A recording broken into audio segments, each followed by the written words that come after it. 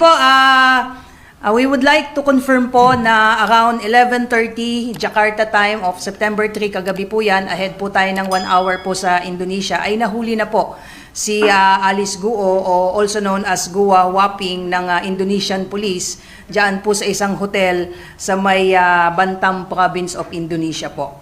Sa kasalukuyan po ay hawak na po siya ng Jakarta Interpol, and we are in close and active cooperation po sa kanila.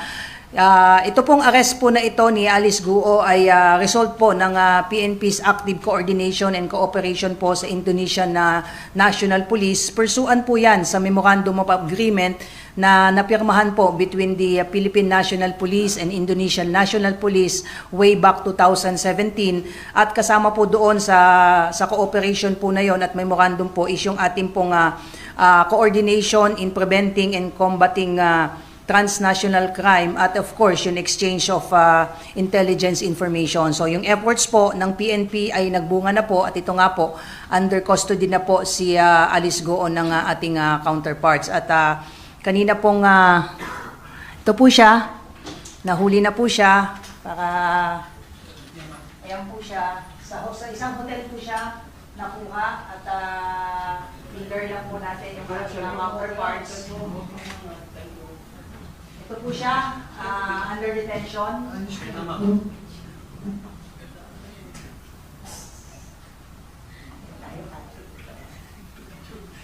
Kaninang umaga po, mga around AM, ay nakipag-meeting po ang ating GPNP. I was there.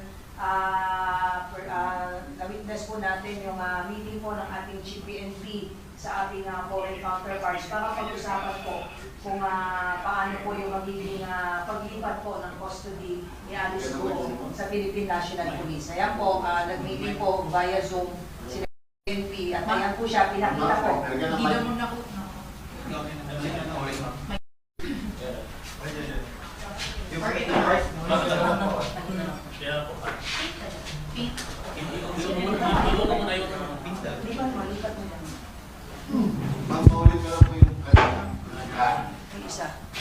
Ito po, yung mismong nahuli po si Alice Guo ng ating counterpart sa isang hotel po, dyan po sa Bantam, Indonesia po.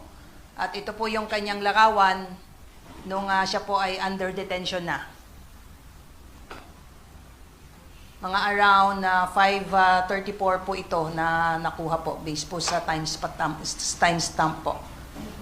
Ito po yung pinakita po sa atin, yung proof of life, yung picture po ni Alice Guo habang nakikipag-meeting po yung ating GPNP kanina, mga around 8 AM po kanina, nakipag-meeting po mismo yung ating GPNP, yung ating SILG ay nakikipag-meeting na rin po sa ambassador para pag-usapan po kung paano po yung magiging paglipat po ng custody po ni Alice Guo sa Philippine government through the Philippine National Police. So ayan po siya, pinakita po sa atin mismo si Alice Guo po during the meeting po.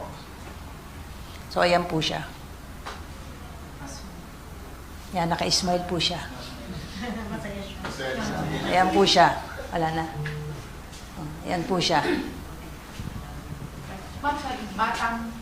Batam, Indonesia po, particularly po sa isang hotel po sa Sendana Park Residences, Kadukuru, G. Tangeran, Bantam, Indonesia po. So, unang-una ay nagpapasalamat po tayo sa Indonesian National Police dahil po sa kanilang kooperasyon ay na finally ay nahuli na po si Alice Guo, at inaayos na lamang po ngayon ni na SILG at ni na GPNP kung paano po maililipat sa atin ang kustodiya po ni Alice Guo po.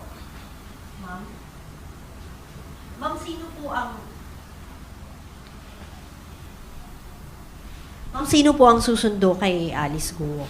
Yun po yung inaayos ngayon, ma'am, kung sino po yung pupunta po sa Indonesia para po sunduin mismo itong si Alice Guo. Sa ngayon po ay nandun na po yung ating police attaché and personally coordinating po doon sa ating Indonesian counterparts to facilitate po yung return po ni Alice Guo po dito. So ang pinag-uusapan po kung yung police attaché na lang po ang babiyahe papunta po dito, but initial plan po is nag-uusap po si GPNP ngayon at si SILG, and SILG is personally coordinating with the ambassador so we could facilitate the smooth and proper transport po ni Alice Guo pabalik po ng Pilipinas.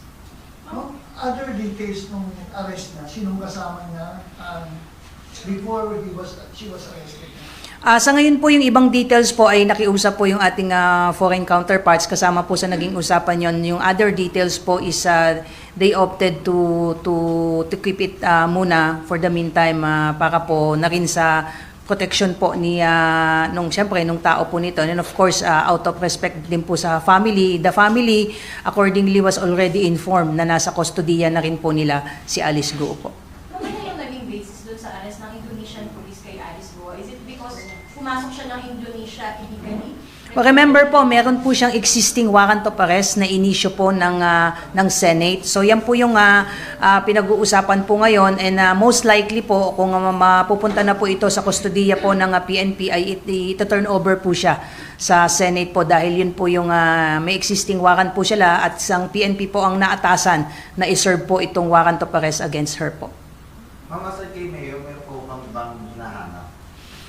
Well, yung si Wesley Guo, I understand, ay isa pa po yun sa hinahanap po. But other details other than the arrest po ni Alice Guo, yan lamang po yung I have the authority to disclose po for the meantime. Ma'am, may post daw ng Lucky South 99 na kasama daw ni Alice Guo nung dumating siya sa Indonesia. Can you confirm that? May mga ganyan pong report, but then again, like I said, these are confidential matter for now, and again, nakalagay malinaw mismo po doon sa cooperation and MOU between the Philippine National Police and Indonesian National Police is yung disclosure po ng mga sensitive information ay i-hold muna for the meantime, but what we can confirm for now is the arrest po ni Alice Guo po.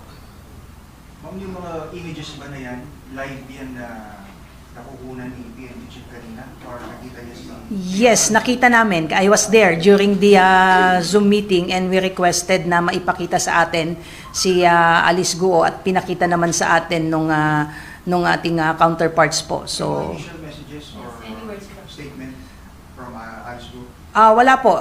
Unang-una ay hindi na po natin siya hiningan ng mensahe po. Basta ang nirequest lang ng ating GPNP sa can we see po si Alice Guo, at pinakita naman po sa atin through Zoom po. I was there po nung during the whole meeting po.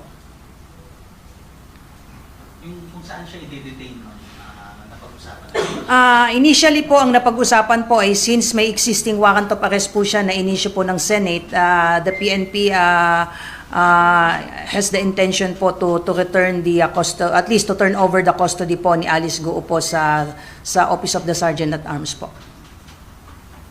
But just like ma'am yung kapatid na si Sheila nung dumating dito na turn over muna sa NBI for the filing of other appropriate charges, ganun din po ba mangyayari kay former Bamban Mayor Alice? Dito muna siya bago i-turn over sa Senate? Well, initially po, kanina po ay sa pag-uusap po ni GPNP na SILG po, since meron po siyang existing warrant of arrest at naatasan po yung PNP, ay ito-turn over po siya immediately sa Office of the Sergeant Arms ng Senate. At kung meron pong mga kaso po na isasampa po, the PNP will be the one filing it. Sa once na dating niya rito, diretso na siya sa... Initially, yan po yung napag-usapan po kanina. If there are other updates po, we'll provide you updates po. Ma'am, last week yung Senate commended ang PNP Intelligence Group for providing the information that led to the arrest of the two co-accused. This time, meron na bang role ang IG dyan sa operation? Malaki po ang naging role po ng ating intelligence group dito po sa pagkakahuli po. Just like yung nauna po na sina Cassandra Ong at saka si Sheila, efforts din po yan ng ating intelligence group dahil through our police attaché. At sabi ko nga, through the Memorandum of Understanding between the Philippine National Police and Indonesian National Police, ay malaki po ang naging papel po nitong MOU po na ito. Doon po especially yung exchange of intelligence information that led to the arrest of the Cassandra Ong and Sheila, and now si Alice Guo po. So we have to commend the efforts po ng ating intelligence group on this issue po. At no less than the director po ng Bureau of Immigration mentioned ito during the hearing na the PNP was the one who provided them information na nasa custody na po ng Indonesian police yung nauna pong dalawa, at that led to their immediate deportation papunta po dito sa Pilipinas. So ganyan din po yung ginawa po ng PNP. Hindi po tayo tumigil ng ating coordination sa ating Indonesian counterparts, at nagpapasalamat po tayo sa ating Indonesian counterparts for heeding the call po nitong mga information, at turn out nag-positive po yung ating information na doon nga po siya sa isang hotel nakuha po. Based on him, o gano'n na siya katagal dun sa hotel na yun? Anong ginagawa? Well, we don't have full details kung gaano nakatagal, ongoing yung investigation, but maganda yung naging coordination ng ating police attaché doon at yung Indonesian police that led to the location nga po nitong si Alice Guo po.